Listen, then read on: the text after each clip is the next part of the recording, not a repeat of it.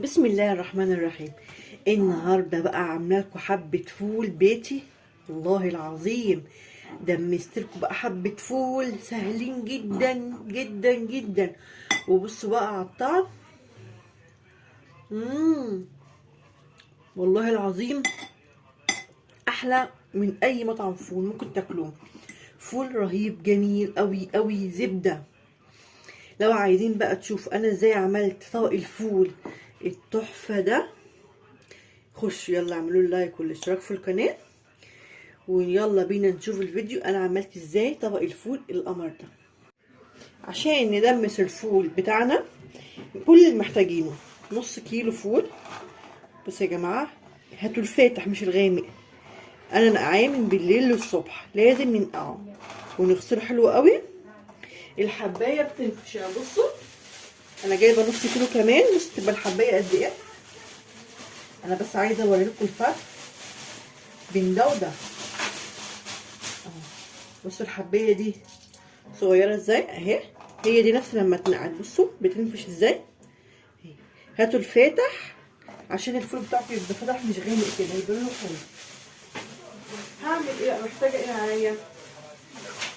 كل اللي محتاجاه نص كيلو فول، طماطميه صغيره، حبه عدس اصفر صغيرين، بس ده اللي انا محتاجه كله في تدميس الفول. عندي هنا بقى الدماسه بتاعتي اهي. احط الفول بتاعي اهوت، احط الفول نص الكميه تقريبا كده اهوت. سهل جدا يا جماعه. وبعد كده ما تشتروش حاجه من بره، اعملوا حاجه نظيفه في بيتكم. يعني بره دلوقتي الفول والطعميه تشتري ب5 جنيه بيديكوا حبه ما بتكفيش اصلا فطار فردين. هنقوم مقطعين الطماطمية، قطعها كده 4/4. هي هتتهري خالص ما بتبانش. ماشي كده عملنا الفول والطماطم، وهنحط حبه العدس بتاعنا بس. هو ده اللي محتاجاه كله عشان ادمس فول.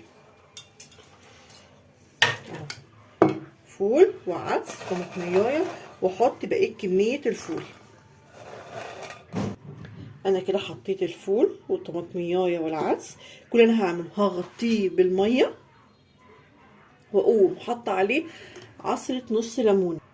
انا كده مليت بصوا الفول ميه ومعصره فيها نص ليمونه.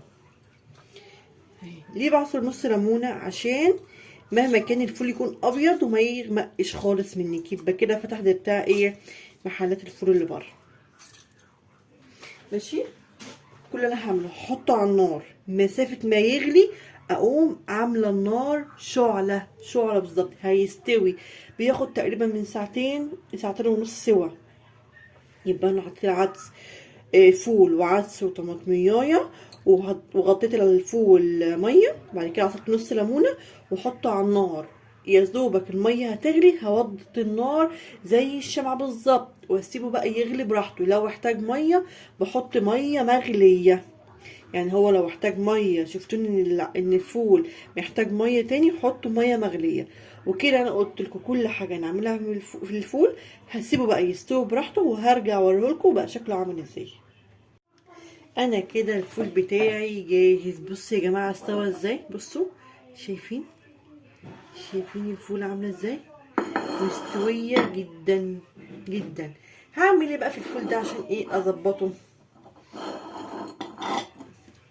انا هجيب عندي حبه زيت، احط حبه زيت ماشي، واقوم حاطه حبه ملح. خلي بالكم انا ما حطيتش اي ملح خالص وانا بسويه. واقوم بقى ايه عصره نص ليمونه. عايزه تحط طحينه حط طحينه، بس انا عندي العيله ما بيحبوش ايه الطحينه. حطيت كده نص ليمونه، وهقلب بقى الفول كده اهو. وبألف هنا على اللي هياكل. لو بقى عجبكم الفيديو ما تنسوش تخشوا تعملوا ايه، اللايك والاشتراك في القناه. والسلام عليكم ورحمه الله وبركاته.